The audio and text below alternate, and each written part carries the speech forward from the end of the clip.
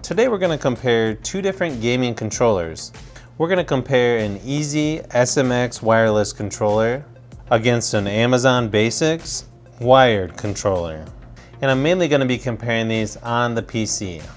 Now I'll leave a link in the description below with current pricing and more information.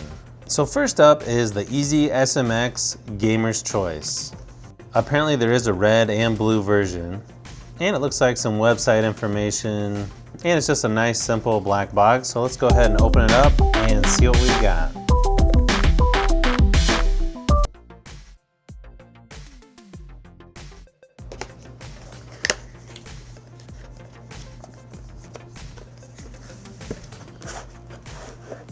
And in the user guide, it tells you how to connect to PS3, PC, and an Android smartphone or tablet. And it does say this works with Windows 7, Vista, Windows 8, and 10, PS3, and Android 4.0 or higher. And it looks like you get a $10 coupon by signing up. And on the wireless dongle, it looks like this would be a button, and you get your light at the end. That's going to light up once you have it connected. As for the controller itself, it feels pretty lightweight. And on the back is where you put your two AA batteries. I'm not quite sure if I'm going to like this sticking out like that, just because when you're playing it seems like your fingers are going to hit that a lot. But we'll have to see once I start using this. So you've got pretty much the same configuration as an Xbox One controller with A and B, X and Y, the offset analog sticks, which actually seems pretty good quality. And then the D-pad is a little bit different than the Xbox. So it's very similar size to the Xbox One controller. This is from my Xbox One S. The one difference is you've got the turbo button. And even the shoulder buttons are a pretty similar layout to the Xbox One controller.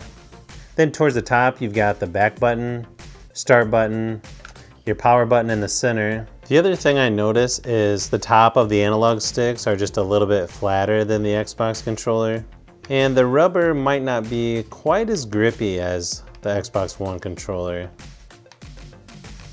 But that might not be a bad thing. Now the other downside that I can see is there's no headphone jack on the bottom of this EasySMX controller like you would get on the Xbox One controller. Now that's not a deal breaker because obviously you can just use the headphone jack on your PC, but just something to keep in mind.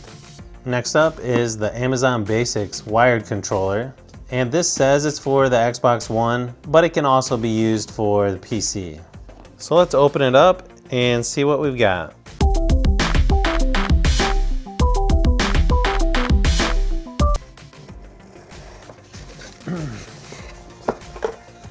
So it does say this comes with a 9.8 foot long cord, which seems plenty long enough for my setup. This one is a little different because it has textured analog sticks. So it does come with a quick start guide, but you should be able to just plug this into your computer, and that's pretty much it. Now this controller is officially licensed by Xbox. Okay, so yeah, that is definitely a super long cable. You can see right off the bat, the Amazon controller is just a little bit taller, and it gives you a little bit more to grab onto on each side.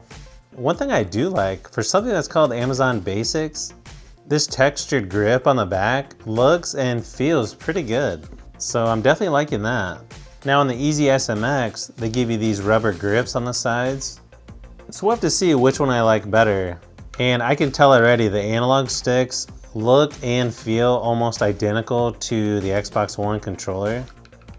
And I like the look of the D-pad a little bit better on this one than the EasySMX.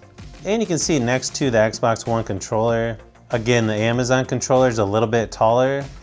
Now the shoulder buttons look very similar to the Xbox One, but the top buttons are a little bit more clicky and they sort of work just slightly different.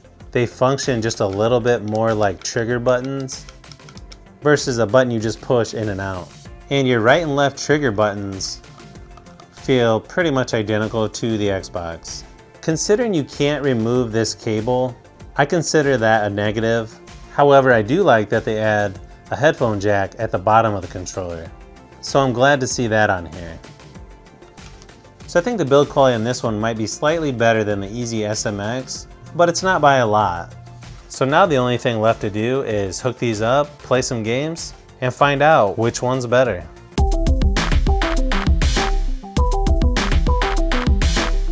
Okay, so now that I've tested these out on a few games, I think we have our winner.